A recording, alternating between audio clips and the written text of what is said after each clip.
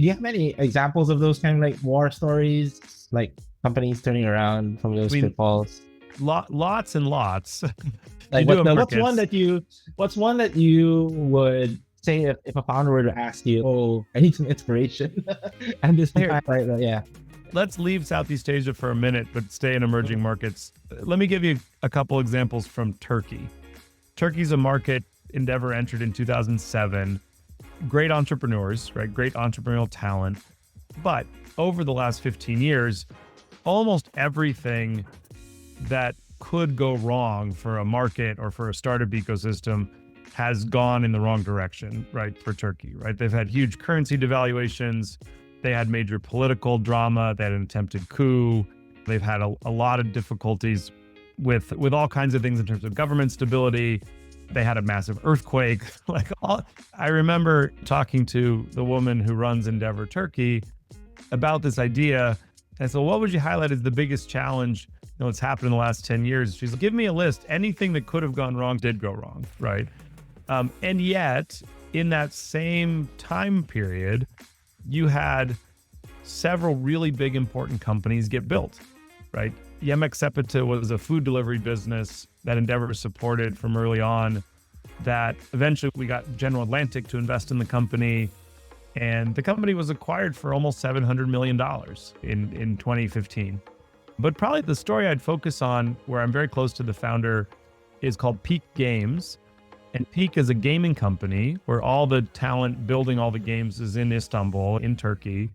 And this is one of those long journeys, right? Peak, Sidar, the CEO, was selected into Endeavor, I think all the way back in like 2009, 2010. We made an investment in the company in 2013. And there were multiple times over the years when there was the coup attempt, or was the major currency collapse, when there was the earthquake, that people said, man, you got to get out of Turkey. Like, you got to sell your shares in these companies and get out. And frankly, some investors did. And they sold their shares in different companies for like pennies on the dollar and got out of the market. And it turns out if you just stick with it, which Sidar did because he's just an unbelievably resilient, the level of perseverance in him is incredible. Yeah, he was never going to give up. He was just going to keep building and building.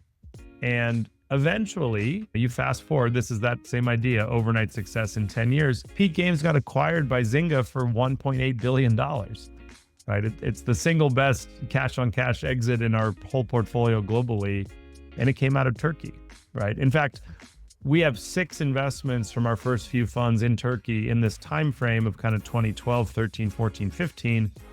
And in total, we've had 5 exits out of the 6.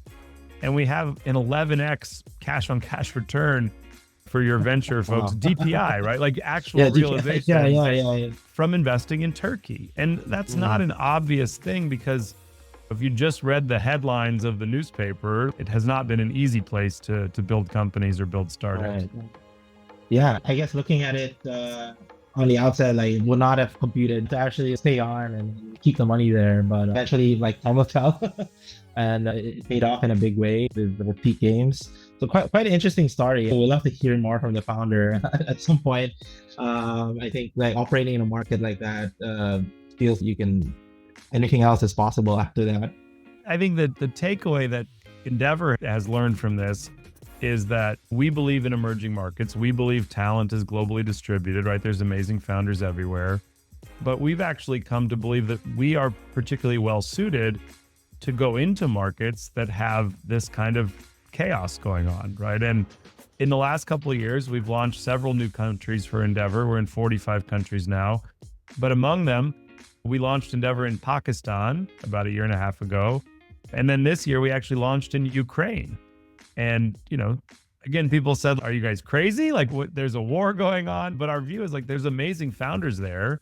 The war won't be going on forever. And the founders need help, right? And it's something that I think Endeavor is uniquely positioned to help do.